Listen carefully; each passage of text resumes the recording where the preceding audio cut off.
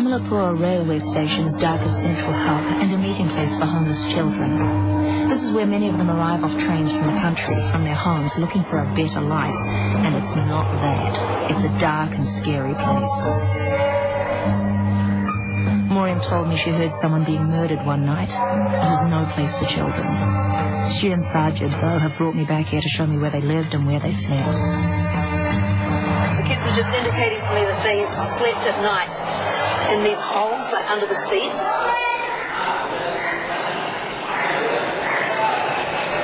Was anybody kind to them?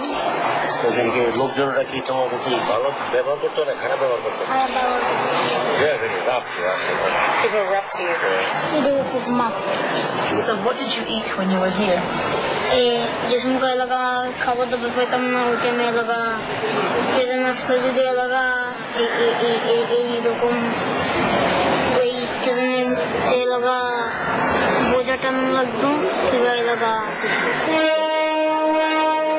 Whatever money the kids do make for food is split with the police and other men for protection. Everyone wants their cut. Luckily for Maureen, she was only here for a short time. And you didn't stay here very long, did you?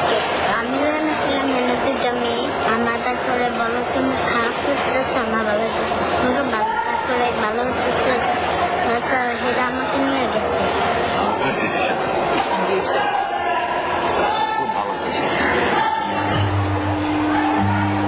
Day two, we went down to visit the street kids and down the railway. And I just came away with this sort of low-level anger because those kids had just been so abused and so neglected. It's like what poverty does is it breaks down the cohesion between human beings. There's zero trust. It's quite amazing. And zero expectation that they will be helped. So the second day I was, you felt angry and just deeply disappointed in the reality of life. It was a real shock to experience firsthand the conditions these children are used to. But my spirits are lifted when we visit one of the Street Children Project centres, where every day of the week these kids come to learn.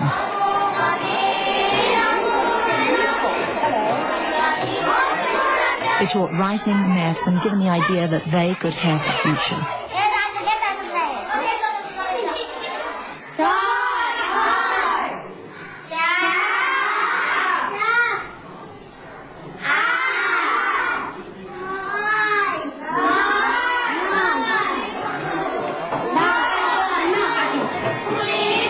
Humbling to experience the resilience of these kids and to see a sparkle in their eyes. There are no quick fixes here, but the smallest glimmer of hope is all it takes to give these kids a better life. So after seeing the darkness of the railway station earlier in the day, it's a relief to see smiles on these kids' faces.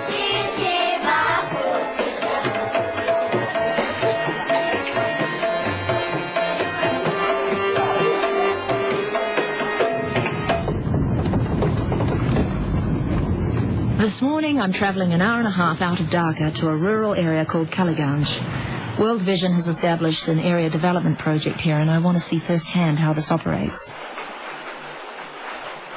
One of the families being assisted is that of a boy named Surjan. It's jolly early, but to catch him before work, I have to get to his house before 5:30 a.m. He's 11.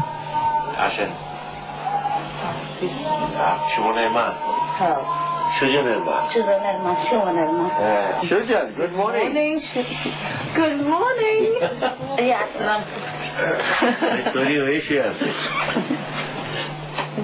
Lucy. You look very nice. In a beautiful shirt. Sugar shark for some. These guys always have really cool shirts.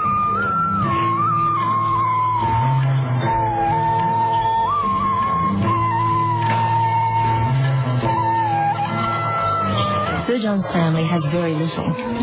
His father is a day labourer and doesn't earn enough money to feed the family, so Surjan has to go to work. That's just the way it is. He doesn't know any different and therefore doesn't expect any different. And this boy does it with a spring in his step.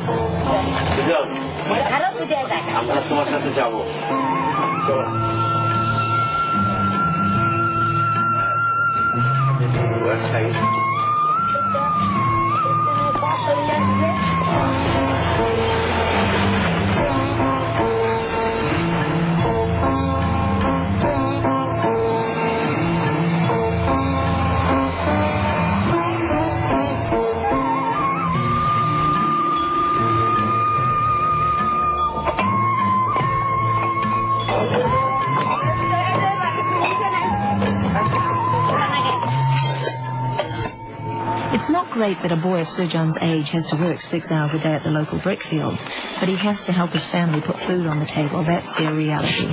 Kids have to work, and boy do they work.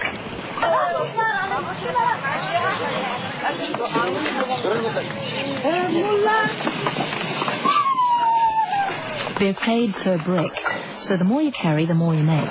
Sir John can carry 8 bricks at a time. That's 20 kilos on a small boy's head.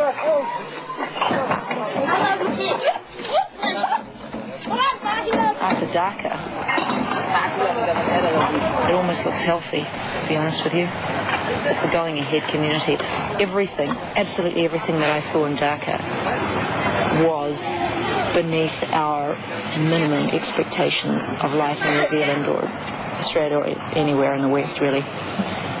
Like everything I saw. And here they work harder than anybody we have ever known, but it seems healthy in its own way. Yeah, seems.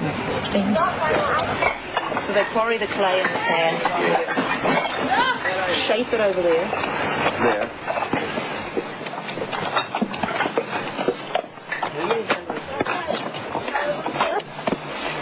Stack the uncooked bricks here. And it's 6 months from a raw brick to a cooked brick.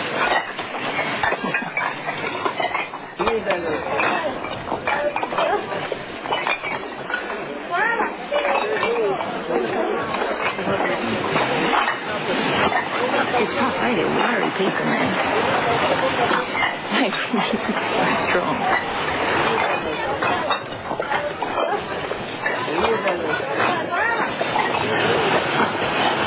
These kids look like a 5. I think they're older, but they look like a 5-year-old New Zealander.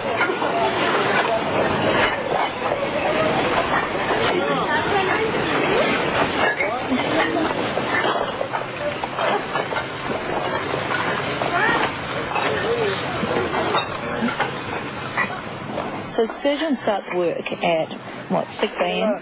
Yeah, 6 a.m. to 9 in the morning, and then again in the afternoon for another 3 hours. And what does he do in between shifts here? He goes to a school. After the work, he go back and does some work at the family, milking cow, helping father milk cow and get some grasses from the cow. Mm-hmm. Then he has his school. It's a really long day for a little boy, isn't it? He's 11 years old. How come he needs to come and work 6 hours a day here? I mean, actually, the family is in need. It's a very poor family. Father is also a day laborer.